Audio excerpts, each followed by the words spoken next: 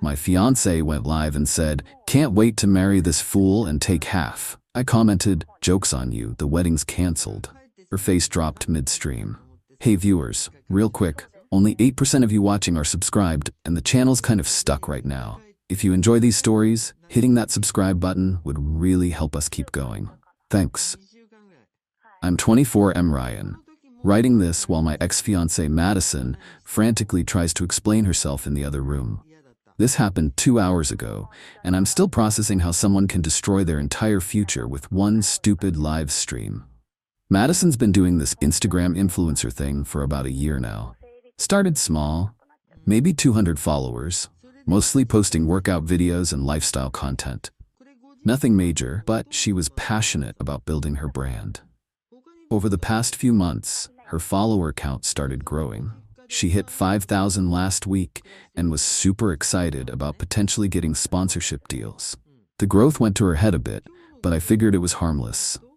We've been together 2 years, engaged for 6 months. I work in tech, make decent money, and we'd been planning a small wedding for next spring.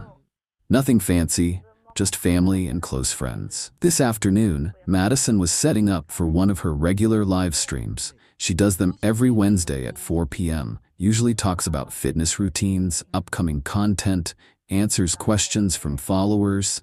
Pretty standard stuff. I was working from home in the next room, had a client call scheduled for 4:30, so I was just finishing up some prep work when I heard her go live.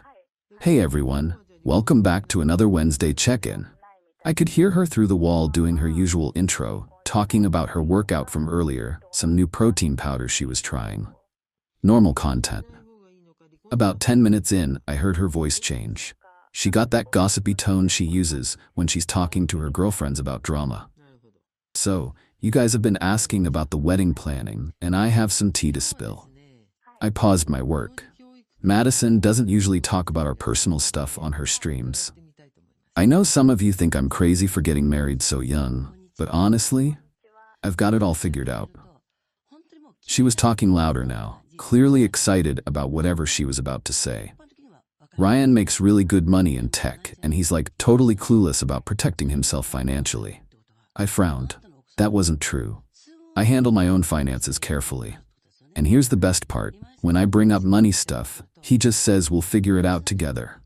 No prenup talk, no separate accounts, nothing. My stomach started to turn. We'd had conversations about combining finances after marriage, but I'd been thinking about partnership, not whatever this was. Like, this man is gonna marry me with no protection whatsoever. A chill ran down my spine. I quietly moved closer to the door between our rooms.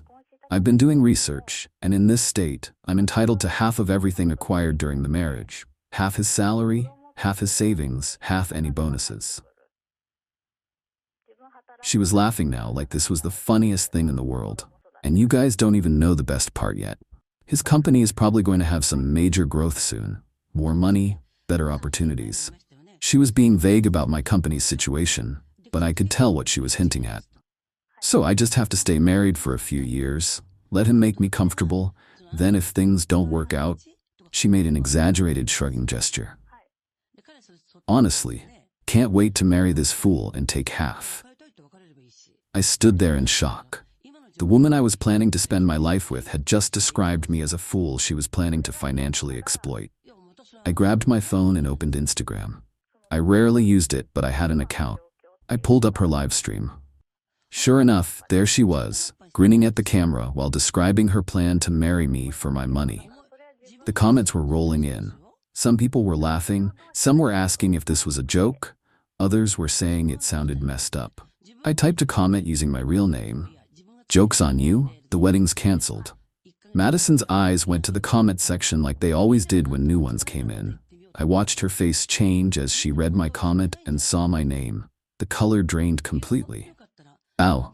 Oh no," she said quietly, looking directly at the camera. She looked toward the door between our rooms, then back at the screen. Guys, I think Ryan just saw the stream." More comments started flooding in. People were asking if this was real, if I was actually watching, if the comment was really from me. Madison's hands were shaking as she tried to read the comments. "Ryan, if you're watching this, I was just joking.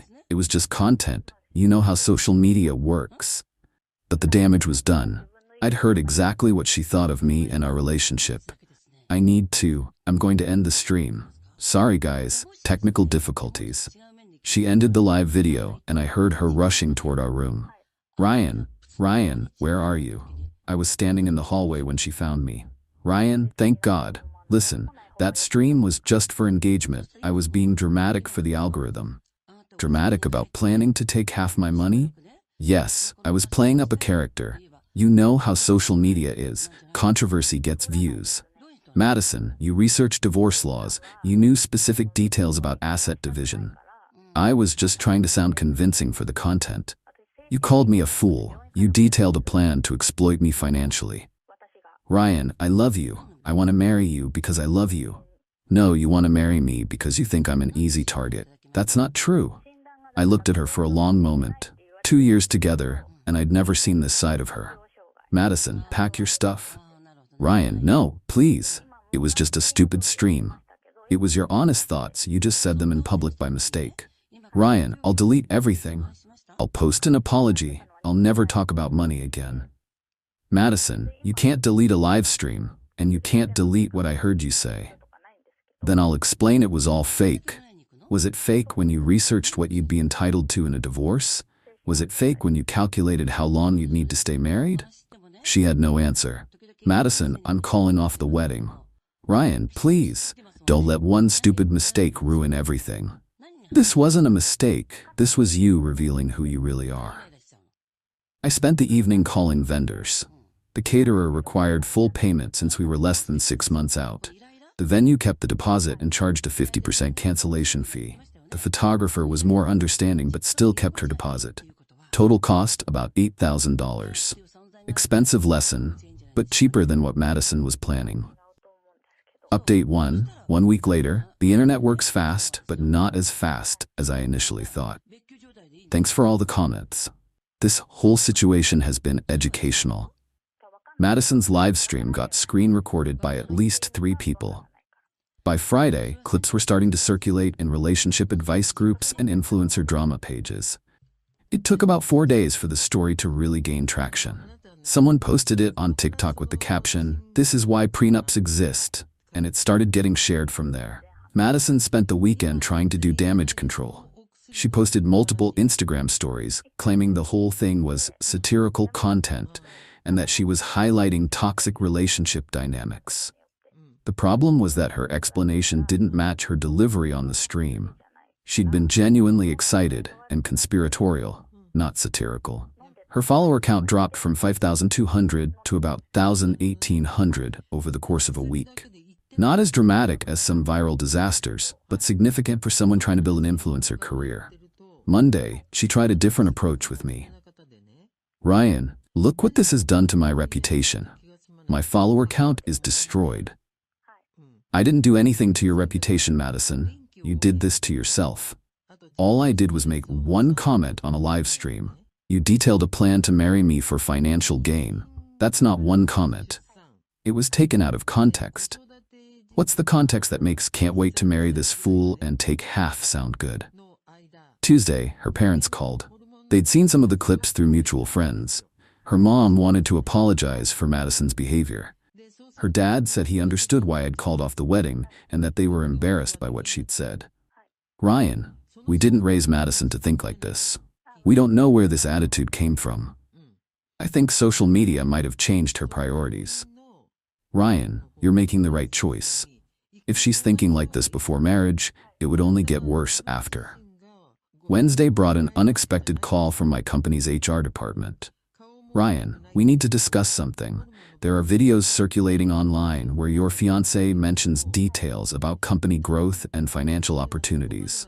My heart sank. I never shared any confidential information with her. We're not saying you did, but we need to be more careful about what gets discussed at home. We're going to need you to sign an additional confidentiality agreement. Is this going to affect my employment? No, but it's a reminder that personal relationships can create professional risks. I was lucky to keep my job. Madison's loose talk about my company could have been much worse. Thursday, Madison tried one last approach. Ryan, what if we do get a prenup? Would that fix things? Madison, the problem isn't the lack of a prenup. The problem is that you see our marriage as a business transaction. I don't see it that way. You literally described a timeline for staying married long enough to maximize your payout. I was exaggerating for content. Madison, you researched specific laws. You had a plan. I was just being prepared. Prepared to divorce me before we're even married. Friday, I finished moving her stuff out. She alternated between crying and arguing, but I was done. Ryan, 5 years from now, you're gonna regret this. Madison, 5 years from now, I'm going to be grateful I dodged this bullet. Final update, 3 weeks later. The story has had a satisfying conclusion, though it took longer to play out than I expected. Week 2, Madison was telling mutual friends that I was financially controlling and that her stream had been her way of speaking out about my behavior. The problem with that story was that our friends knew me. They'd seen how I handled money in our relationship, fairly and openly. Her narrative didn't match their experiences with us. By week 3, most people had chosen sides, and most chose mine. Madison's follower count stabilized around 900 people, mostly drama watchers waiting to see what she'd do next. She tried posting normal fitness content, but the comments were always about the gold digger stream. 2 weeks ago, I found out she'd been messaging other influencers asking for advice on reputation recovery. Most ignored her, but one screenshot made it back to me showing Madison asking how to monetize controversy. She still didn't understand that what she'd done was wrong. Last week, I ran into Madison at the grocery store. She looked tired, like she hadn't been sleeping well. Ryan, hi, how are you doing? I'm good, Madison. How's everything going?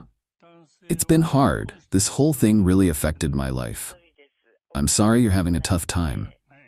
Do you think we could ever try again? I've learned a lot from this. Madison, what have you learned? That I need to be more careful about what I say online. That's it? That's what you learned? And that privacy is important in relationships. Madison, do you understand why what you said was wrong? Because it hurt your feelings? Because you were planning to exploit me financially. Ryan, I would never actually do that. But you researched how to do it. You had a timeline. You were excited about the opportunity. I was just being dramatic. Madison, I hope you figure out what you actually did wrong someday. But it won't be with me. Me? I'm doing great. I took the money I would have spent on the wedding and put it toward a house down payment.